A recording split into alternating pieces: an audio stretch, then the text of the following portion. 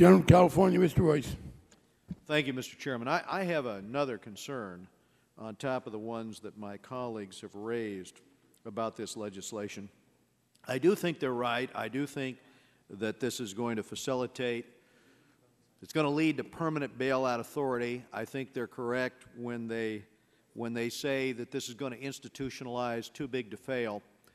But the other aspect of what this legislation will do, which I would like to have members focused on, is the disconcerting nature of how this would lead to a concentration of power. And, you know, regulators under this, they can rescue some companies and liquidate others. They can pay off some creditors and not others. And they're going to be using government funds, by the way, while they do this. They can keep failing companies operating for years and competing with healthy companies while they keep them on life support. And this bill will not only create uncertainty and moral hazard, but it will give the large and politically connected companies special advantage over small ones.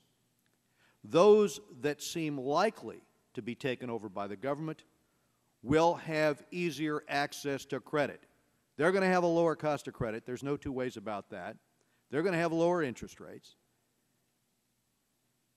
And on the other hand, you're going to see those that are going to be perceived as likely to be sent to bankruptcy, and those are going to be the smaller firms.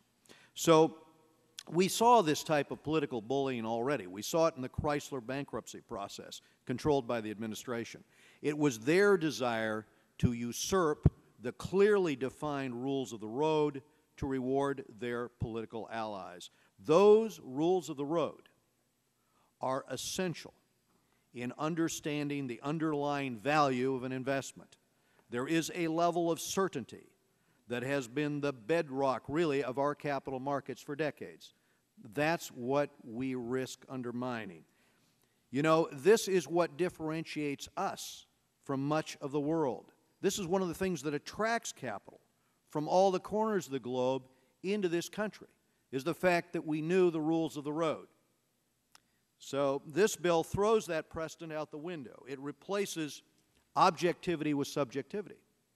It replaces market discipline, at the end of the day, with political pull.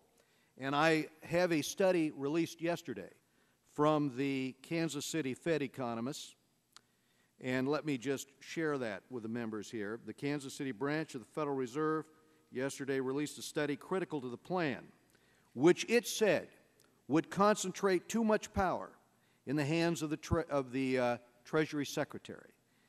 It is rare for a regional branch of the Fed to be publicly critical of a legislative proposal even before it becomes law.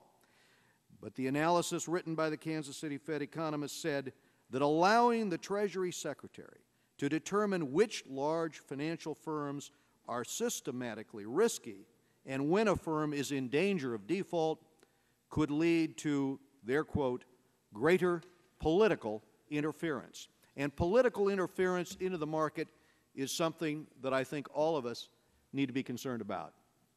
Now, one of the critical questions we've got to address as we consider this legislation is whether we should be expanding or contracting the perceived government safety net under our financial system. Certainly there are market distortions and unintended consequences whenever you expand that notion that the government is both adequately overseeing a certain portion of the market and will be there to save those that operate in that space. But let's go back to a study by the Richmond Federal Reserve. They pointed out that roughly half of our financial system had some degree of government backing, whether that was implicit or explicit, and that was a decade ago, in 1999. The drastic steps taken by the federal government over the past 18 months have increased that safety net, which means we're working against a precedent. We are in a position of attempting to convey to the markets that the last 18 months was just an aberration. Unfortunately, I'm afraid that we're compounding the problem with this legislation. We are expanding that perceived safety net as well as the explicit safety net. We are signaling to the market that those regulators tasked with protecting our financial system in the past will do a better job going forward. That's what we're trying to signal. And when they fail the next time around, we will have handed them the keys to the safe.